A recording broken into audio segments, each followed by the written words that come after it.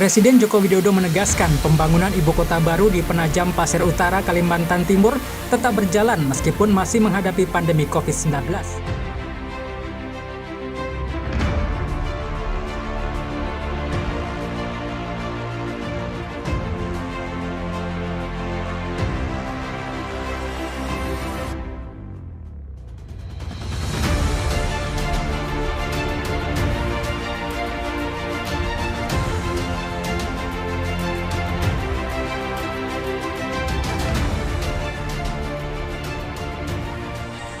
Pemindahan dan pembangunan ibu kota negara baru menjadi salah satu isu terhangat dalam pembicaraan nasional.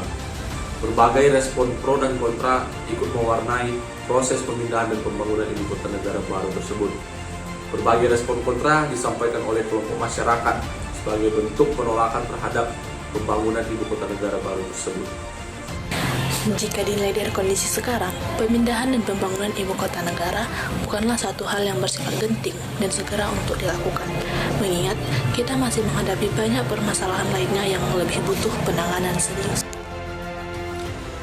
2 tahun sudah pandemi COVID-19 melanda dengan segala perkembangan dan penyebarannya yang membuat masyarakat sangat terdampak, baik secara kesehatan maupun secara ekonomi.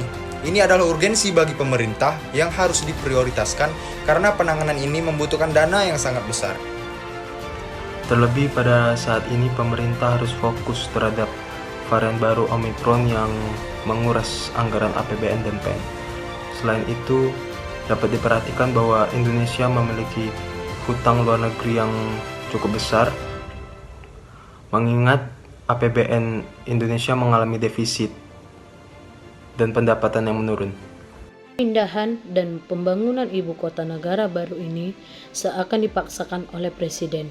Ini mengidentifikasikan bahwa kebijakan ini tidak berpihak secara luas dan hanya menguntungkan penyelenggaraan proyek pembangunan.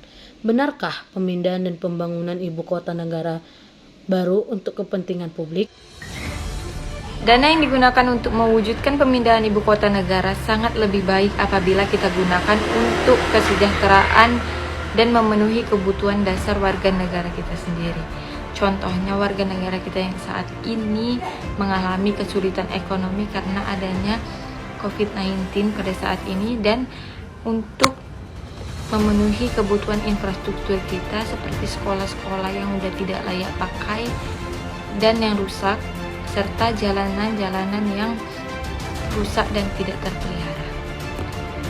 Hal yang mendasar tersebut sudah seharusnya menjadi urgensi dan prioritas pemerintah yang harus dilakukan, dan perlu dilakukan kajian lebih mendalam lagi bersama masyarakat untuk memutuskan pemindahan dan pembangunan ibu kota negara baru demi tercapainya kebijakan yang menguntungkan masyarakat, bukan malah segelintir orang yang memanfaatkan mega proyek tersebut.